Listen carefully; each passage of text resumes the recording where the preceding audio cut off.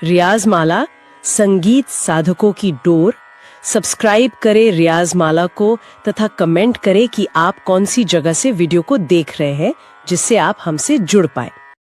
दोस्तों, जब भी हम भारतीय शास्त्रीय संगीत के दिग्गजों की बात करते हैं तो हमारे दिमाग में एक छवि अक्सर आती है कि मंच पर बैठे उस्ताद या पंडित जी जो महफिल में गा रहे हैं और बीच बीच में एक खास तरह का पान चबा रहे होते हैं।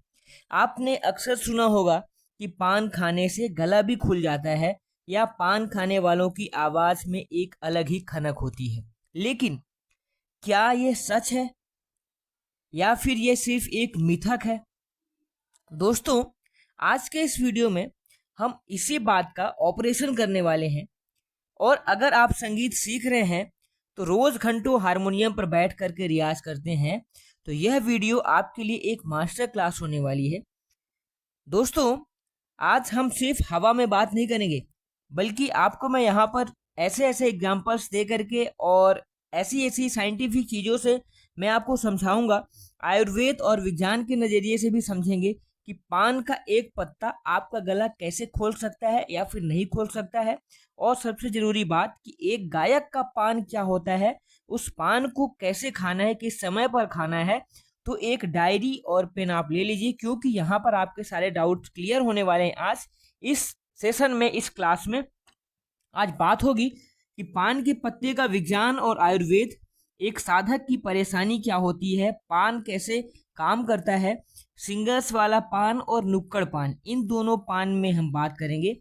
यहाँ पर सुपारी, कत्था, चूना, तंबाकू और यहाँ पर अत्यधिक मीठा, इन चीज़ के ऊपर बात करेंगे कि ये चीज़ें हमने यहाँ पर क्यों बताई हुई है, इसका क्या मतलब है। इसके बाद हम बात करेंगे कि संगीतकार के पान में क्या होना चाहिए और क्या नहीं होना चाहिए। देसी पान के पत्ते के बारे में बात करेंगे कि कौन सा पान ज़्यादा आपके लिए अच्छा रहेगा, देसी पान का पत्ता अच्छा रहेगा या फिर कौन सा अच्छा रहेगा। इसके बाद पान का सेवन कब करना है तथा पान का सेवन कैसे करना है, इसके ऊपर भी बात होगी, क्योंकि सही तरीका ही आपके मार्ग को प्रशस्त करता है और अगर तरीका गलत होगा तो चीज़ें बहुत गलत होती चली जाएंगी।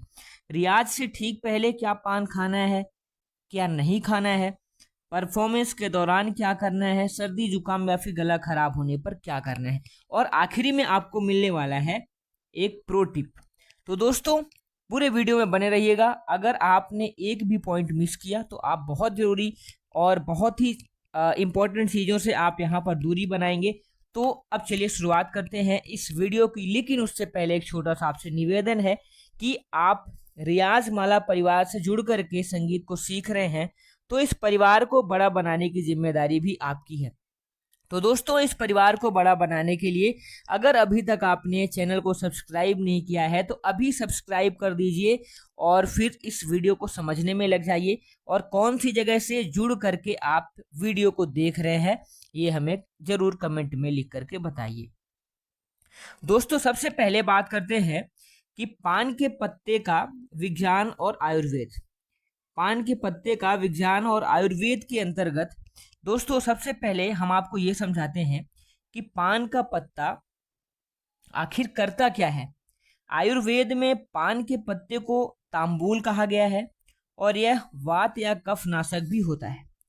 तो ये तो एक सामान्य जानकारी है, लेकिन अगर हम इसे अपनी रोज़मर्रा की लाइफ और रोज़मर्रा के अगर हम इसको रियाज के पर उससे अगर हम इसको जोड़ करके देखें रियाज के भी हाथ में, तो दोस्तों सुबह सुबह जब हम खरस का रियाज करने बैठते हैं तो गले में काफ़ी म्यूकस यानी कि कफ जमा होता है, आवाज़ भारी होती है और नीचे के सुर, अगर हम मंद सप्तक के सुर लगाते हैं तो हमारा गला वहाँ पर फंसता है, आवाज़ भी भारी होती है और नीचे के सुर लगाने में हमें काफ़ी दिक्कत होती है। दोस्तों, पान के पत्ते में क्या होता है, प्राकृतिक एंटीबैक्टीरियल और एंटी इन्फ्लामेटरी यानी कि सूजन को कम करने वाले गुण, ध्यान दीजिएगा, सूजन कम करने वाले गुण ये उसमें मौजूद होते हैं। जब आप सही तरीके से पान को चबाते हैं तो आपके मुंह में जो लार बनती है तो मुंह में लार का उत्पादन और भी ज़्यादा बढ़ता है, और यह लार जो है आपकी वोकल कॉर्ड्स को लुब्रिकेशन प्रोवाइड करता है, नमी प्रदान करता है, जिससे गाते समय गले में होने वाली रगड़ या फिर आप ड्राइनेस को खत्म करते हैं। यानी पान का पत्ता आपके वोकल कॉर्ड्स के लिए एक प्राकृतिक ग्रीस का काम करता है। ये आपके लिए ग्रीस का काम करता है जो कि आपके गले को लुब्रिकेशन प्रोवाइड करता है। अब दोस्तों एक चीज यहाँ पर आपको मैं समझाता हूँ कि एक साधक की परेशानी क्या होती है, इसके ऊपर बात करते हैं। तो दोस्तों मान लीजिए कि आपकी कॉलेज में वाइबा है, या फिर आप किसी मंच पर अगर आप कोई भी परफॉर्मेंस के ऊपर अगर आप जा रहे हैं, तो दोस्तों आप कुछ ऐसे सोचिए कि आप मंच पर राग बागेश्वरी गाना है या फिर आप राग विभास गाना है। आपको लगातार 45 मिनट तक अगर वहाँ पे गाना पड़ता है तो 15 मिनट बाद ही आपको अगर ऐसा लगता है कि हमारा गला सूख रहा है, प्यास लग जाती है, लेकिन पानी पीने से सुर का जो है वो फ्लो टूट जाएगा। यहीं पर काम आता है पुराने ज़माना के जो कलाकार थे। तो उन कलाकारों के महफिल में पान इसलिए रखे रहते थे कि उन्हें कोई शौक था, बल्कि इसलिए रखते थे ताकि 3 से 4 घंटे की लगातार परफॉर्मेंस के दौरान उनका गला बिल्कुल ना सूखे। पान की पीक, यानी जो पीक मतलब कि पान का जो रस होता है, तो पान का जो रस है वो लगातार हमारे गले को तर रखता है, जिससे तान लेने समय या फिर तान लेने के टाइम में या मुर्की लेते समय आवाज़ बीच में हमारी क्रैक नहीं होती है। ये सबसे बड़ा दोस्तों रीज़न होता है कि जो हमारे पुराने कलाकार थे वो केवल इसलिए नहीं रखते थे कि उन्हें शौक है, बल्कि इसलिए रखते थे कि ताकि 3 से 4 घंटे तक इस क्रैक से बच सके वो, और उसका जो पान का जो रस है, पीक है, वो हमारे गले को लगातार तर रखे। अब दोस्तों बात आती है यहाँ पर अगले पॉइंट की, सिंगर्स वाला पान वर्सेस नुक्कड़ वाला पान। अब जो सबसे बड़ा कन्फ्यूजन है वो कई लोग यही सोचते हैं कि नुक्कड़ की दुकान से मीठा पान, दो चीज़ें होती हैं, मीठा पान या फिर आपका जर्दे वाला पान। जर्दे वाले पान का मतलब है कि तंबाकू वाला पान। तो आप सोचते हैं कि नुक्कड़ की दुकान से आप मीठा पान ले लेंगे या फिर आप जर्दे वाला पान खा लेंगे और आवाज़ सुरीली हो जाएगी। तो ऐसा अगर आप सोचते हैं तो बिल्कुल नहीं होगा। ये बहुत बड़ी गलती है और बहुत बड़ा मिथक है। दोस्तों हम बात कर रहे हैं औषधीय पान की। कौन से पान की हम बात कर रहे हैं? औषधीय पान की हम बात यहाँ पर कर रहे हैं। दोस्तों औषधीय पान मतलब कि एक संगीतकार के पान में क्या होना चाहिए और क्या बिल्कुल नहीं होना चाहिए, हम इसको पॉइंट वाइज बिल्कुल यहाँ पर समझते हैं। और मैंने आपको बताया था कि हमने यहाँ पर क्यों लिखा हुआ है, इस राज से भी पर्दा उठाते हैं। तो दोस्तों सबसे पहले बात करना है, ये जो चीज़ें लिखी हुई हैं इनका मतलब है कि इनको बिल्कुल इस्तेमाल नहीं करना है। ये चीज़ों का मतलब जो नीचे आपको दिख रही हैं इनका बिल्कुल भी इस्तेमाल नहीं करना है। सुपारी, सुपारी क्या करती है, यह गले को छील देती है सुपारी, और इसे चबाने से हमारे वोकल कॉर्ड्स पर जोर पड़ता है और गले में खराश भी हो जाती है। तो एक तो हमारा कारण इसका ये होता है। दूसरा, हमें कत्थे को क्यों इस्तेमाल नहीं करना है? कत्थे को इसलिए हमें इस्तेमाल नहीं करना है, यहाँ पर कत्थे के साथ में कत्थे और चूने को मैं दोनों को आपस में बताता हूँ।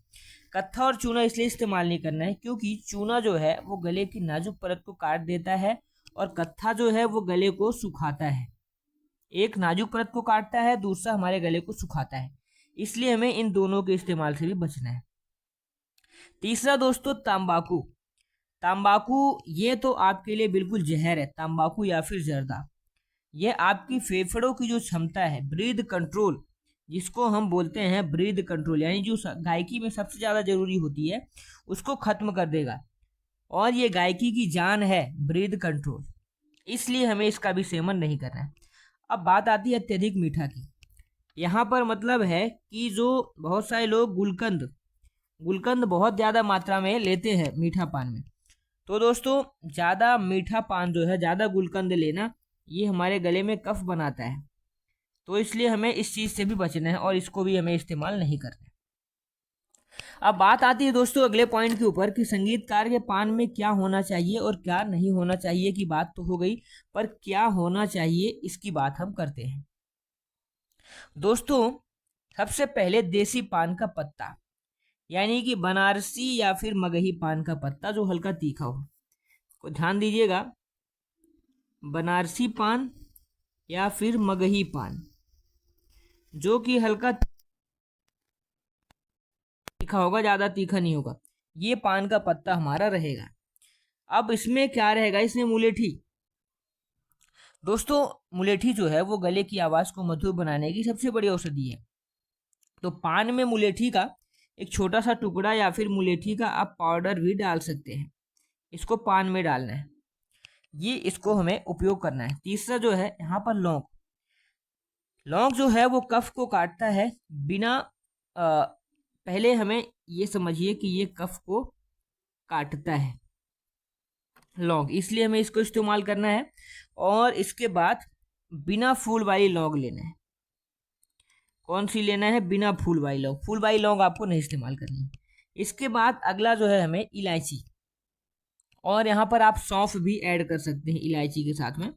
तो दोस्तों जो इलायची और सौंफ होते हैं ये दोनों गले को ठंडक देते हैं और सांसों को ताज़ा रखते हैं। तो गले को ठंडक देने के लिए इसका इस्तेमाल होता है।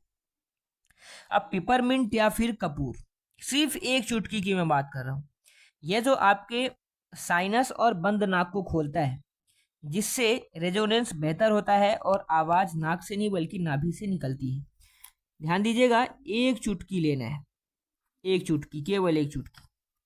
अब दोस्तों ये तो हमारी बात हो गई। अब बात आती है कि पान की सेवन जो है वो कब करें तथा कैसे करें। बहुत जरूरी प्रश्न है, कब और कैसे, कब हम खाएं ताकि हमें उसका फ़ायदा बेहतरीन तरीके से मिले। दोस्तों सबसे पहले जो बात करते हैं यहाँ पर कि रियाज से ठीक पहले। रियाज से ठीक पहले का मतलब है दोस्तों कि अगर आप सुबह रियाज करने बैठ रहे हैं और गला आपका भारी है तो एक पान का पत्ता लें, उसे अच्छे तरीके से धो लें और उसमें एक छोटी लौंग बिना फूल वाली और थोड़ी सी मुलेठी रख करके चबाएं। इसका रस धीरे धीरे गले से उतरने दें। आप महसूस करेंगे कि 10 मिनट के अंदर आप मंद्र पा या मंद्र धा तक आपकी आवाज़ पहुंचने लगेगी। केवल 10 मिनट में मंद्र पा से आप मंद्र धा तक आप चले जाएंगे। तो इसलिए इसका हमें इस्तेमाल करना है रियाज से ठीक पहले। अब परफॉर्मेंस के दौरान कैसे हमें यहाँ पर काम करना है। दोस्तों गाते समय अगर गला सूखता है तो पान के पत्ते का एक बहुत छोटा सा टुकड़ा, यानी कि सिर्फ एक पत्ता, गाल के एक कोने में आपको दबा लेना है। गाल के कोने में, गाल के कोने में एक पत्ते को आपको दबा लेना है। और ये जो है काफ़ी केवल हरा पत्ता रहेगा हमारा, इससे लार बनती रहेगी और आपका गला कभी नहीं सूखेगा। लार बनाता है ये और जिससे हमारा गला नहीं सूखता है। तो परफॉर्मेंस के दौरान हमें कुछ इस तरीके से इस्तेमाल करना है। अब सर्दी और जुकाम या फिर गला खराब हो जाने पर, दोस्तों गाते समय अगर हमारा गला सूखता है या फिर अगर हमें सर्दी जुकाम या फिर गला बैठ गया है तो पान के पत्ते पर हल्का सा सेंधा नमक और अजवाइन डाल करके आप इसको रख दीजिए और रात को सोने से पहले चबा लें।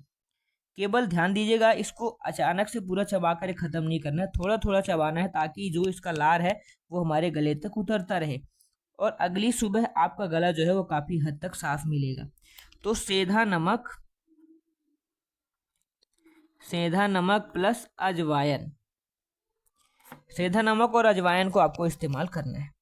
अब दोस्तों कुछ आपके यहाँ पर भ्रम होते हैं तो उनको मैं यहाँ पर क्लियर करता हूँ कि क्या पान खाने से बेस बढ़ जाता है। तो इसका जवाब है कि पान जादू नहीं है।